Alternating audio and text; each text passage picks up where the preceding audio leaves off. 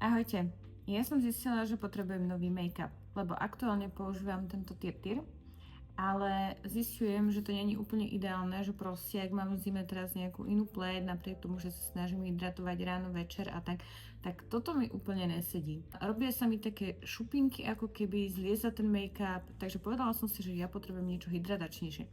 Mám aj tento strieborný, ešte ho tiež musím vyskúšať, ale aktuálne som viac zvedavá na tento, prosím vás.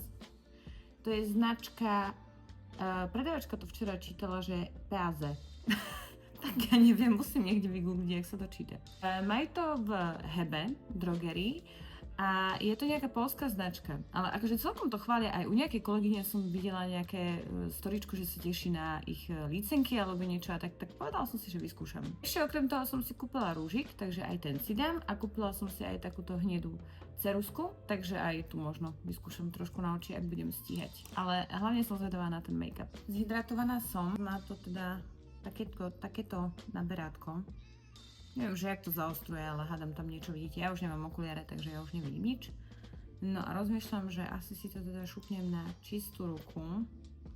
Trošku. Je to teda fakt, že bledučké ako ja momentálne. A idem to vyskúšať. No pozrite, tak mám ho na polke tváre. Tuto to myslím, že lepšie vidno na tom čele, lebo to mám opálenejšie, takže tam je trošku blečí ten make-up. Ale nemám ešte korektor, takže oči si nevšimame, ale akože pleť teda. Ale viete čo, na to, že tam bolo písané, že by to malo byť také podľa mňa, že až vyššie krytie, alebo stredné krytie, lebo teda boli tam také okienka, polička povyplňané a toto sa blížilo akože k full coverage. Takže som to chápala, že to bude pomerne krycie, tak ja nemám pocit, že by to bolo nejak teda veľmi krycie. Akože neviem reálne, že no možno trošku je zjednotenejšia tá pleť, ale to by som povedala, že to je také, že ľahké max stredné krytie, teda určite nie nejaké full coverage alebo takmer full coverage. Ale efekt asi lepší ako s tým Tirtirom. Tak neviete, jak vyzeral Tirtir, ale ja viem. A môžem povedať, že akože nie som taká šupinatá, alebo čo. Asi fajn. Idem si to robiť celú tvár, dám si aj korektor. Ešte mi nápadlo, že vám poviem, koľko stál ten make-up. Ten make-up stál prosím vás 12 €, čiže vôbec nejde o nejakú akože drahú kozmetiku.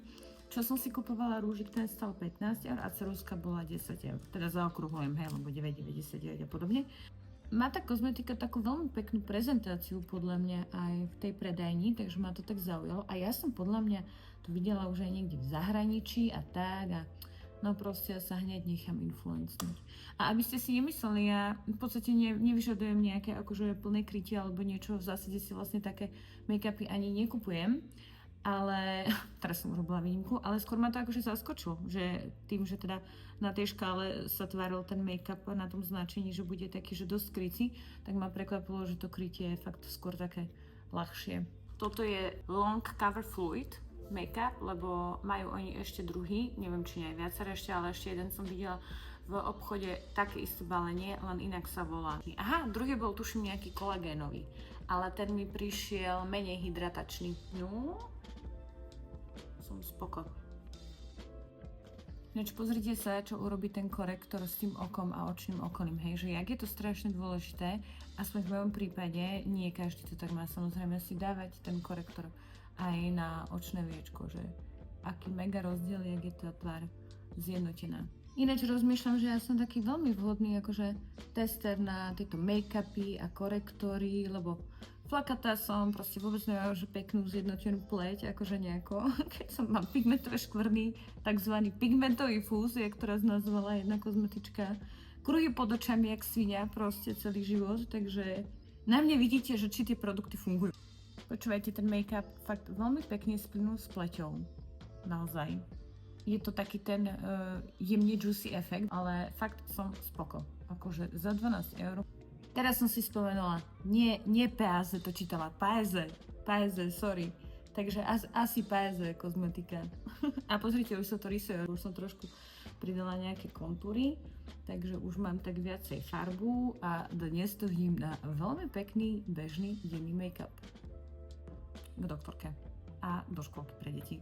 Inak som celý deň doma, chvála Bohu. Yes, milujem takéto dni ináč. Mám vyčísané obočko a už teda aj líčka a stále rozmýšľam nad tým, že či predsa len by si ten make-up nezaslúžil akože zapudrovať. Nezvládla som to psychicky.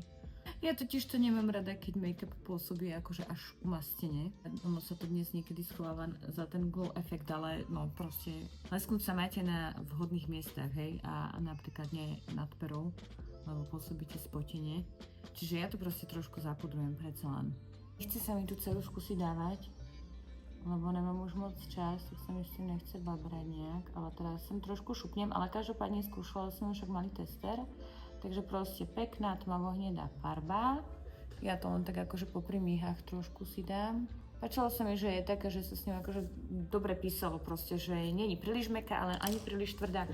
Taká akurát. Trošku len takto rozmažem, aby som si mohla odfajknúť, že som vám ju ukázala a že som ju otestovala. A ideme na tie pery. Ale musím si dať kontúrku a kontúrku od nich nemám a musím si dať kontúrku, viete prečo? Lebo ja som zistila, ja si neviem bez kontúrky namalovať pery. Ja proste neviem len rúžom pekne vykresliť ten tvar. No, pekné. Troška ceruzky a čo to urobí? No, k tomu rúžu rýchlo, potom už si ho len dáme, ukážem vám ho na perách. Bola som veľmi milo prekvapená na to, že je v podstate akože lesklý, hydratačný teda. Dosť pekne drží, že aj keď som jedla, tak on ako keby trošku zanecháva taký jemný tint na tých perách. Sa to tak ako keby trošku zapustí do tej kože, do tých pier teda. Idem dať teda ceruzku. Som si uvedomila, že však tento krok už môžem robiť s okuliarmi, že už to nemusím robiť po slepiačky. Takto vyzerá ten rúžik. Ja mám teda odtieň, prosím vás, 406. Ideme si ho šupnúť. Má to ináč takýto zaujímavý tvár. A už som do toho rýpla, takže samozrejme, že ma to štve. Tuto je emboss. No. A je to taká príjemná nude farbička. Veľa pekných nude odtieňov tam mali. Myslím, že pekné kombo. No. Takže idem sa učesať a utekam. No, dobre, mala som si asi tú členku nechať.